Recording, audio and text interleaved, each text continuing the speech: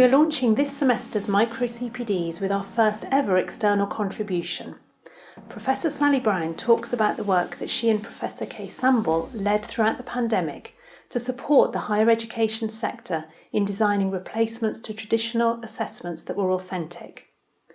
As we launch a new round of micro-CPDs focused on assessment and feedback, Sally and Kay encourage us in this first extended recording not to go back, but to seize this opportunity to bring about lasting and meaningful change to our approaches to assessment. Hello, I'm Sally Brown, and you see me in this image with my friend and colleague Kay Sambell in my garden recording one of our resources that went into our COVID collection of resources which was all about what on earth we could do once the pandemic hit to try and make sure that assessment replacements were as authentic as possible. And we argued that this could be best done by using plausible scenarios and realistic contexts. We decided to do this,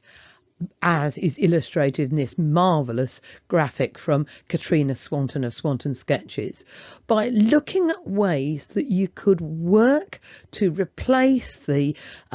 old-fashioned and not terribly productive unseen, time-constrained assessments with much better alternatives like open book or case study or digital learning packs or consultants' opinions, in order to make assessment much more fit for purpose so that assessment becomes truly integral with learning by giving students life-relevant tasks to undertake, thereby fostering self-regulation and helping them to develop higher-order cognitive challenges. All of our resources, which were built up over the 20-month period more or less, are found on my website at sally-brown.net in the COVID collection.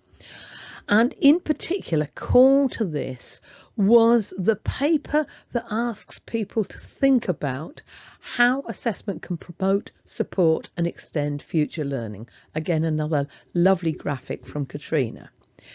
We said that we can move students from over-reliance on timed unseen exams, which are anxiety inducing, and with an overbalance of summative over formative assessment. We can make it transformational by taking them out of the box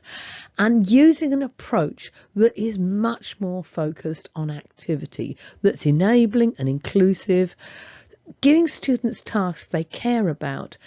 getting them to engage in feedback processes involving active learning, and, as I've said, developing self-efficacy. And we say that with all learning outcomes, you're going to be looking in the first instance at some fantastic, vibrant, active verbs. If you start with those active verbs, describe, outline,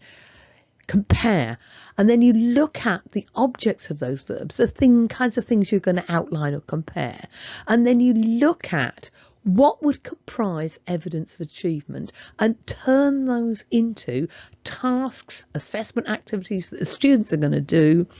Wrap it round with a realistic environment or a plausible context so that the students are able to see how the theory they do on the programme applies to real contexts, then add some modifiers and developments. This is what we call our 6-stage task generator. And if you want to see some examples of how this works in practice, all you need to do is go onto the COVID collection on our website, and you'll see that there are 4 compendia of great examples, not just from the UK, but from around the world, of how people have taken our approach and put them into practice, as well as a much longer version explaining this approach. We're happy to do this work for the Higher Education Futures Institute, and we hope very much that you're going to find it useful and productive. Thank you.